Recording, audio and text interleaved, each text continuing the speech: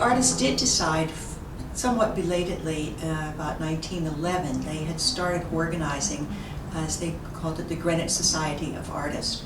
And that coincided very nicely with Robert Bruce's bequest to the town of his mansion and the lands, which became Bruce Park. The town people, the letters in the newspaper at the time indicate that the town considered it a real white elephant. They didn't want it. So the Greenwich Society of Artists decided, well, okay, they were going to start having exhibitions. Why not? They thought about other places too. It wasn't a foregone conclusion, but they had their first exhibition at the Bruce Museum, and that was the first exhibition ever held at the Bruce Museum.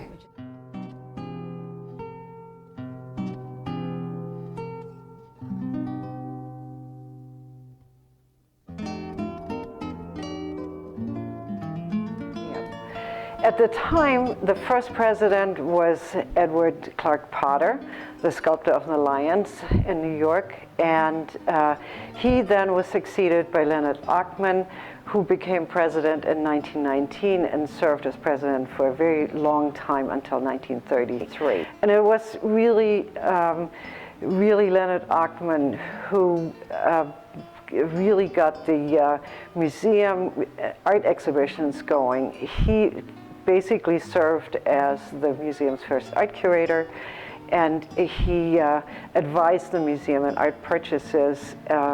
He really put on wonderful exhibitions at the Bruce. He was assisted by his wife, Mina Fonda, and Mina Fonda had the great idea to not only have artist members in the Greenwich Society of Artists, but also associate members, which were wealthy supporters of the Art Society, and so that the organization would be financially sound. And later on, the two were also supported by their daughter, Dorothy Ochtman. She, again, became secretary in the late 1920s, and it was thanks to her that all the documentation is sorted and kept so that all the records are now in really good order. The Greenwich Society of Artists had their exhibitions at the Bruce Museum until 1927. And at that point, there was a brand new Greenwich Library built at first on Greenwich Avenue. That is in the building or in that space where Saks Fifth Avenue is right now. And they had a shiny new gallery with skylight and invited the Greenwich Society of Artists to have their annual show there. And so they did. And it was so successful, and they really liked that space so much that they decided to stay with the annual show at the library, and moved, as the library moved from Greenwich Avenue to their current location, the exhibition stayed with the library. Later on, the annual show moved from the library once to someplace in Stamford, and then it eventually moved to the Bentheim Gallery at Old Town Hall, which is the gallery of the Greenwich Arts Council, and that's where it's currently held.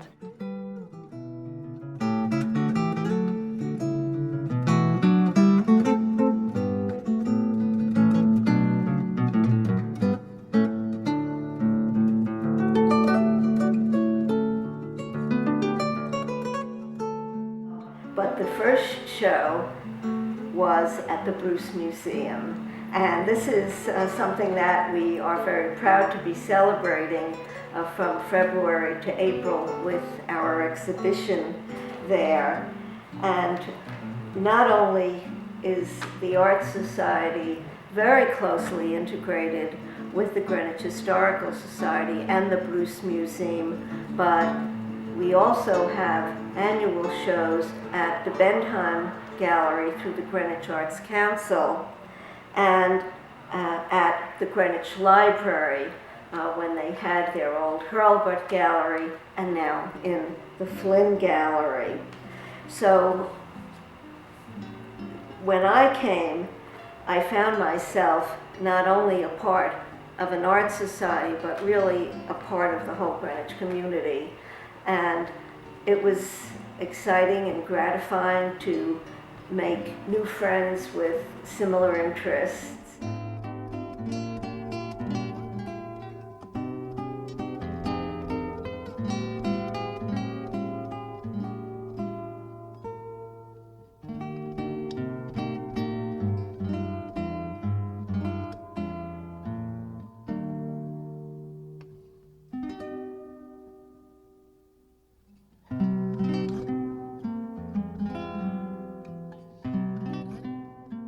I think that I mean, obviously with the changing of the times, people relate to one another differently. So, back when the organization began, and it was this collective of artists who were going out into the landscape in Greenwich or Cascade, where the original group founded itself to paint the landscape. As a group, they would go out physically and paint together and talk and support one another.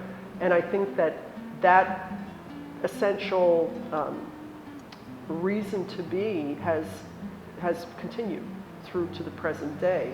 It's a really tight network within a bigger tight network of artists, and I think that is a very strong aspect of this organization. It's quite amazing to me that it's been around for 100 years. I've never really, I don't know if I have any real knowledge that comes to mind of an organization that has lasted this long. So I think that's a fairly significant thing. It's certainly a milestone for Greenwich, but I think in the arts, the visual arts in general, I think that it's quite remarkable.